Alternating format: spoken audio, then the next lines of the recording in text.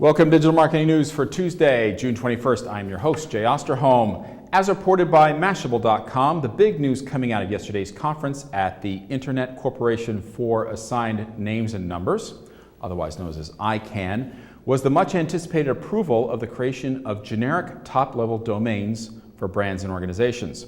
Historically, only 22 general use approved TLDs, as they are known, which include .com, .org, .net, and a host of others, have existed across the web. The promise of more generic TLDs is immense because it could conceivably open up new domains extensions and opportunities for a wider variety of brands, organizations, and services.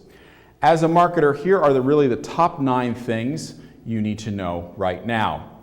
Number 1. Between 300 and 1,000 new top-level domains could be generated per year under the new program. Number 2, applications will be accepted for the domains between January 12th and April 12th of next year. Subsequent application periods will become available in the future.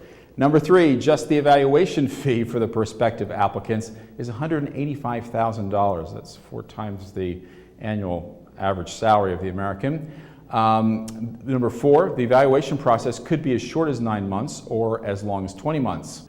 Number 5, thoughtfully, the domains will be delegated on a first-come, first-served basis. Number 6, although users do not need to own a trademark to apply for the domain name, the evaluation period will take any existing trademarks. Number 7, it will cost thousands of dollars to file an objection, of course, and who wouldn't expect that? Number 8, once a new domain is granted, the owner essentially becomes a registrar.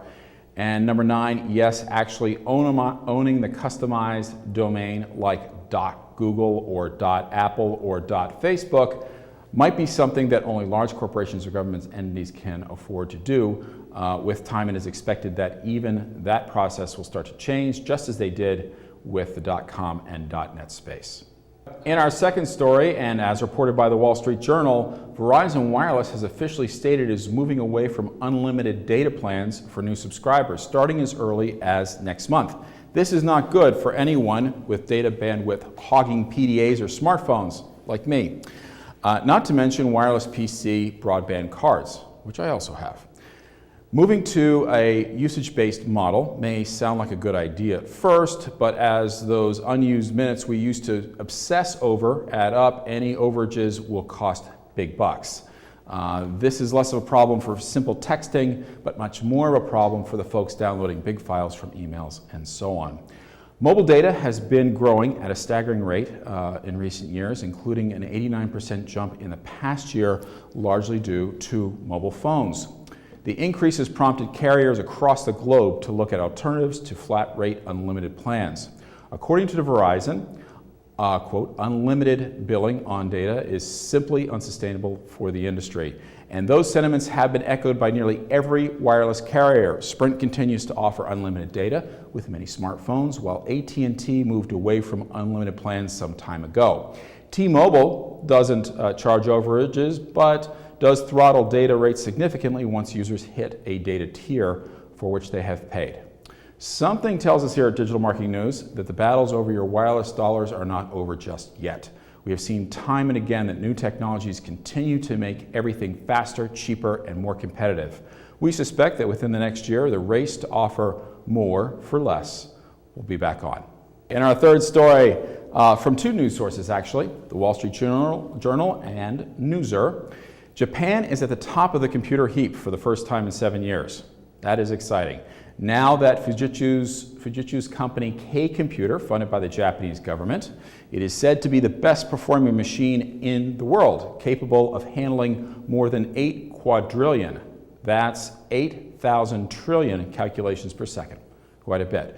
Once completed next year, it will be able to perform 10 quadrillion calculations per second and only getting better. Fujitsu says the K-Computer has so much computing muscle that it can now run a simulation of, get this, how a beating human heart responds to medicine in just 2 days, down from 2 years. I guess just asking someone how they feel after taking the medication is suddenly antiquated or impractical. Anyway, it's more powerful than the next 5 systems on the list combined, easily besting China's National University of Defense Technology supercomputer, which now holds the number 2 spot. China and Japan each have one other machine in the top 10, and France has one as well. The other 5 spots include the US at number 3. Please check back tomorrow for an all-new episode of Digital Marketing News.